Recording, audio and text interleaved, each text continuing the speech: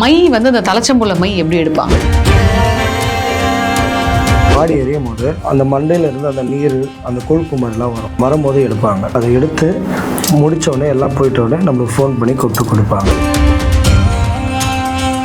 அமாவாசை நேரத்தில் பண்ணுவாங்க, அப்படி இல்லைன்னா ஞாயிற்றுக்கிழமை கிழமையில பண்ணுவாங்க, அப்படி இல்லைன்னா வாரத்தில் திங்கட்கிழமை புதன் ஞாயிறு இந்த 3 நாளில் பண்ணுவாங்க. பௌர்ணமியில் பண்ணுவாங்க. ஒரு ஒயிட் குதிரை, வெள்ளை குதிரை, உயிருள்ள குதிரையை எடுத்துட்டு வந்து ஒரு யாகம், ஒரு 8-9 திருநங்கைங்க மாறுங்க உக்காஞ்சி யாகம் பண்ணி அந்த பணம் யாரு கண்ணுக்கும் இது பண்ணாமல் அவ்வளோ சீக்கிரம் கண்டுபிடிக்காத முடியாத அளவுக்கு ஒரு யாகம் பண்ணுவாங்க. மாதவிடாய் துணி வச்சு கூட வந்து மாந்திரீகம் பண்றாங்கன்னு கேள்விப்பட்டோம். இந்த மாதிரி என்னென்ன விஷயங்கள் வந்து வித்தியாசமா வந்து மாந்திரீகத்துக்கு பயன்படுத்துறாங்க?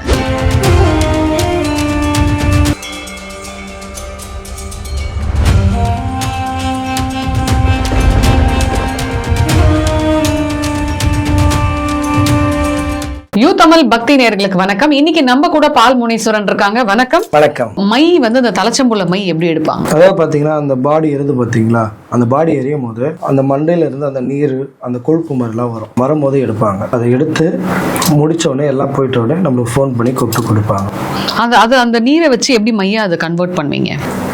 சில பொருளை நாங்கள் அதில் போட்டு இந்த அம்மி உரல் இருக்குது பார்த்தீங்களா, அதில் அரைச்சி இந்த மை அந்த மைன்னு போடுறாங்க பார்த்தீங்களா வீடியோ, அந்த மாதிரி செய்வாங்க. இப்போது அந்த தண்ணியை வந்து இந்த மையா கன்வெர்ட் பண்ணுறதுக்கு சில பொருட்கள் போடணும் அப்படின்றீங்கல்ல, அந்த பொருட்கள் என்னன்றது கண்டிப்பாக நீங்கள் சொல்ல போகிறது கிடையாது. ஏன்னா சொன்னால் இன்னைக்கு வந்து ஈஸியாக எல்லாமே செய்ய ஆரம்பிச்சிடுவாங்க. நான் ஒருத்தருக்கு வந்து ஒரு தூண்டுதல் ஆக்கிடுவேன், இதை பண்ணால் நம்மளோட எதிராளி இறந்துருவான்ட்டு செய்ய ஆரம்பிச்சிடுவாங்கல்ல. இப்போது எந்த நேரத்தில் எந்த இடத்துல வச்சு அந்த மையை பண்ணுவீங்க? அதாவது பார்த்தீங்கன்னா அமாவாசை நேரத்தில் பண்ணுவாங்க, அப்படி இல்லைன்னா ஞாயிற்றுக்கிழமை கிழமையில பண்ணுவாங்க, அப்படி இல்லைன்னா வாரத்தில் திங்கட்கிழமை புதன் ஞாயிறு இந்த 3 நாளில் பண்ணுவாங்க. பௌர்ணமியில் பண்ணுவாங்க. அமாவாசை பௌர்ணமி இல்லாட்டி திங்கள் புதன் ஞாயிறு எந்த இடத்துல பர்டிகுலர் இடம் அதாவது இருக்கா? சுடுகாடு இல்லை பூஜை? அப்படிலாம் கிடையாது, நம்மளோட இடத்துலயே நம்ம பண்ணிக்கலாம். அது எந்த ஒரு பிரச்சனையும் இல்லை. நம்ம வந்து அதை எடுத்துன்னு வந்துட்டோம், அந்த ஒரு ஆத்மா கிட்ட இருந்து அது நம்மளை தொல்லை பண்ணாது. தெரியும் இவங்க யாரு, இவங்க எப்பேற்பட்ட ஆள், இவங்க எதுக்கு எடுக்கிறாங்க வரைக்கும் தெரியும். இறந்து போச்சுல இவங்க ஏதோ ஒரு வேலை விஷயம் பண்ண போறாங்க 100% அந்த ஒரு சடலத்துக்கு கண்டிப்பா தெரியும். தெரிஞ்ச கையோட என்ன பண்ணும், அவங்களோட வசியத்துல ஆயிடுச்சு, அவ்வளவுதான். அவங்க கைக்கு வந்தோடனே வசியம் ஆயிடும். ஏன்னா அவன் 1-2 வாங்கியிருக்க மாட்டான் அந்த கையால. நிறைய ஆத்மாக்களை பிடிச்சிருப்பான், நிறைய விஷயங்கள் தெரியும். அந்த ஆத்மாவுக்கு தெரிஞ்சு அடங்கி நின்றுடும், தப்பிக்க முடியாது அவங்க கிட்ட இருந்து, எதுவுமே பண்ண முடியாது. அவன் அதை வச்சு வேலைக்கு பண்ண ஆரம்பிச்சிடுவான். இப்போ வராத பணம் இல்ல வந்துட்டு ஏதாவது ஒரு விஷயங்கள் நமக்கு தடையா இருக்குன்னா அதை இது மூலமா பண்ண முடியுமா? பண்ணலாம். அதுக்கு என்ன பண்ணுவீங்க? என்ன மாதிரியான பூஜையில ஈடுபடுவீங்க? இப்ப வராத பணமோ இல்ல தீராத பிரச்சனைக்கோ? ஒருத்தவங்க வந்து பெரிய பணக்காரங்க கோடீஸ்வரங்க, சரிங்களா, என்கிட்ட ஒருத்தவங்க சொன்னது தான் நான் சொல்கிறேன், சரிங்களா. லாகர் ஃபுல்லாக பணம், சரிங்களா. ஆனால் இந்த பணத்தை வந்து யார் கண்ணிலையும் மாட்டாமல் இது பண்ணாமல் என்ன பண்ணுறாங்கன்னா, ஒரு ஒயிட் குதிரை, வெள்ளை குதிரை, உயிருள்ள குதிரையை எடுத்துகிட்டு வந்து ஒரு யாகம், ஒரு 8-9 திருநங்கைங்க மாறுங்க உக்காஞ்சி யாகம் பண்ணி அந்த பணம் யார் கண்ணுக்கும் இது பண்ணாமல் அவ்வளோ சீக்கிரம் கண்டுபிடிக்காத முடியாத அளவுக்கு ஒரு யாகம் பண்ணுவாங்க. அந்த மாதிரி விஷயமும் இருக்குது. பணம் எந்த ஒரு விஷயத்திலும் மாட்டாத கூடாமல் இருக்கும், எந்த ஒரு பிரச்சனை வராது.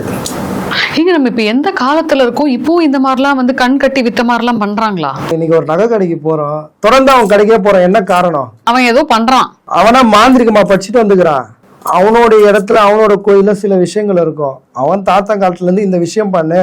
ஒரு நகை நம்ம போயிட்டு வச்சிருப்போம், மூட்டணும்னு நினைப்போம், மூட்ட முடியாது, முழுகிறோம். இன்னொரு விஷயம், மூட்டிட்டு போட்டு போங்க, எண்ணி ஒரு வாரத்துல ஒரு மாசத்துல போய் மறுபடியும் அவன் கல்லியே வைப்போம். இது நான் கேள்விப்பட்டிருக்கேன். சில பெரியவங்க சொல்லுவாங்க, பேங்க்ல போய் கூட நகை அடமானம் வச்சிடலாம், பிரைவேட் கடைங்க, நான் பேர் சொல்ல விரும்பல, அந்த மாதிரி கடைகள் எல்லாம் போய் வைக்காதீங்க, அவங்க ஏதோ மந்திரம் பூஜை போடுவாங்க.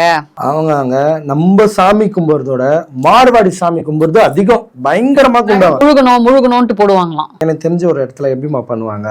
பட் இருந்தாலும் நீங்க சேஃப்டியா இருந்தா எனக்கு சந்தோஷம். உங்களுடைய நகை பணம் எனக்கு வேணாம், நீங்கள் சந்தோஷமாக இருந்தால் எனக்கு அதே மிகப்பெரிய சந்தோஷம். காலையில் ஒரு 10 மணிக்கு எழுந்திரிப்பாங்க, சாமி கும்பிடுவாங்க, ஷாப்பை ஓப்பன் பண்ணிட்டு 1 மணிக்கு லஞ்ச் டைம் க்ளோஸ் பண்ணிட்டு போயிடுவாங்களே, மறுபடியும் ஒரு 6 மணிக்கு வருவாங்க. அந்த 6 மணிக்கு வந்துட்டு மறுபடியும் ஒரு தீபார்த்தனை காட்டுவாங்க, அவங்களோட சாமிக்கெல்லாம் காமிச்சிட்டு ஒரு 6:30 மணிக்கு உள்ளே போயிட்டு அந்த ஜுவல்லர்ஸ் வச்சுருப்பாங்க பார்த்தீங்களா உள் ரூமில், அவங்க சப்பாங்கள் போட்டு அவங்களுக்குன்னு ஒரு பெட்டு இருக்கும், சரிங்களா. அந்த பெட்டு மேலே உட்காந்து மந்திரம் ஏதோ ஒன்று பண்ணிவிட்டு முழுகிடணும், போகக்கூடாது, போனாலும் ரிட்டர்ன் இங்கேயே வந்துடணும், இந்த மாதிரி விஷயம் பண்ணுவாங்க. மக்கள் அவங்கவுங்க வயிற்ற கட்டி வாயை கட்டி வாங்குறாங்க. அநியாயமாக போன நகைங்களும் நிறைய பேர் இருக்காங்க. இதெல்லாம் உண்மைதாங்க. ஓகே, இப்போ இந்த பிணத்தை வச்சு அப்ப கண்டிப்பா வந்து இந்த மாதிரியான மாந்திரிகத்துக்கு பயன்படுத்துறாங்க அப்படின்னு சொல்றீங்கல்ல, வேற என்ன மாதிரியான விஷயங்கள்? இப்போ இது வந்து ரொம்ப வித்தியாசமான ஒண்ணு. பொதுவா வந்து மாந்திரிகம்னா மையின்வாங்க, தகுடுன்னுவாங்க, ஏதாவது ஒரு விஷயத்த சொல்லுவாங்க. இப்ப பிணம் அதை தாண்டி வேற என்ன பொருள்? இப்ப மாதவிடாய் துணி வச்சு கூட வந்து மாந்திரிகம் பண்றாங்கன்னு கேள்விப்பட்டோம். இந்த மாதிரி என்னென்ன விஷயங்கள் வந்து வித்தியாசமா வந்து மாந்திரிகத்துக்கு பயன்படுத்துறாங்க? இருந்ததே வந்து ஒரு சாபக்கேடுன்னு, சரிங்களா? அந்த சாபக்கேட்டில் இத்தனை துன்புறுத்தலோ இத்தனை அச்சமோ நிறைய இருக்குது. ஒரு மனுஷன் நிம்மதியான வாழ்க்கையை இன்னை வரைக்கும் யாராலையும் வாழ முடியல. அது யாராக இருந்தாலும் சரி, அது நானாக இருந்தாலும் சரி, சரிங்களா? இன்றைக்கி ஒருத்தர் நல்லா இருந்தால் நல்லா இருக்கக்கூடாது பண்ணுறது, கோயிலில் போயிட்டு சாமியை வேண்டது என்னன்னு பார்த்தீங்கன்னா, இவன் நல்லா இருக்கக்கூடாது, பழம் சொருவாங்க, சூளத்தில் போய் பழம் சொருவாங்க, கெட்டு போகணும். அதாவது பார்த்தீங்கன்னா இன்றைக்கி ஒரு பூசணிக்காய், ஆட்டு தும்புட்டிக்காய், லெமன், இந்த மாதிரி விஷயங்கள்லாம் தெய்வத்துக்கு சம்மந்தப்பட்ட பொருள். இதே அமெரிக்காவில் பூசணிக்காய் பார்த்தீங்கன்னா ஒரு மெடிசன். நம்ம ஆளுக்கு அதை மாந்திரிகத்துக்கு பயன்படுத்துறாங்க. மாந்திரிகத்துக்கு பயன்படுது. ஏன்னா இதில் ஒவ்வொரு உயிரினங்கள், அதாவது ஃபஸ்ட்டெல்லாம் மனிதனை காவு கொடுப்பாங்க ஆதி காலத்தில். மனித பலி கேள்விப்பட்டீங்களா? அதை மாற்றி திருத்தி தான் அப்புறம் ஆடு, கோழி, மாடு, அப்புறம் இப்போ இன்னும் கொஞ்சம் அப்படியே இந்த பழங்கள், சரிங்களா? வேறு எந்த பழங்களும் கொடுக்க முடியாது. அந்த மாதிரி விஷயத்து தான் இந்த மாதிரி மாந்திரிகன்ற வழியில் நிறைய பொருட்களை சேர்த்து இதெல்லாம் உண்மை இப்படியெல்லாம் பண்ணவும் ஆரம்பிக்கிறாங்க. பாவம், மக்கள் வந்து நிறைய குழப்பத்தில் இருக்காங்க, நிறைய கஷ்டத்தில் இருக்காங்க. ஸோ சந்தர்ப்ப சூழ்நிலையால தான் அவங்க கையில் இருக்கிற பொருளை வந்து போய் அடமானம் வைக்கிறாங்க இல்லையா? ஸோ எத்தனையோ மக்கள் இப்போ பார்த்துட்டு இருக்க இந்த பதிவில் வந்து தன்னோட நகையை மீட்ட முடியலையே அப்படின்னு கொந்தளிச்சிட்டு இருக்கலாம். ஸோ நகையை மீட்டுறதுக்கு ஏதாவது சிம்பிளான ஒரு பரிகாரம் சொல்லுங்களேன். ஒரே ஒரு விஷயம் தாங்க, உங்களுடைய நகை வந்து முழுக போகுதுன்னு நினைக்கிறீங்களா? எப்படியாச்சும் கஷ்டப்பட்டு மூட்டிடுங்க, சரிங்களா? மூட்டிட்ட கையோட கடை வாசல்லையே ஒரு தண்ணி வச்சுருப்பான் வெளில ஒரு பக்கெட்டில், சரிங்களா? அந்த நகையை அங்கேயே கழுவிட்டு அங்கேயே போட்டுன்னு வந்துடுங்க. ஏன்னா அவனோட மந்திரம் அவன் கடை வாசல்லே நின்றும். அவனுடைய மந்திரம் அவன் கடை வாசல்லே நின்றும். நின்றுட்ட உடனே நீங்கள் போட்டுன்னு வந்தாலும் ஒரு பிரச்சனையும் இல்லை. கல் உப்பு எடுத்துக்கோங்க. மூட்டிட்ட நகையை வந்து கல் உப்பில் போட்டு ஒரு வாரம் கழிச்சு எடுக்காதீங்க.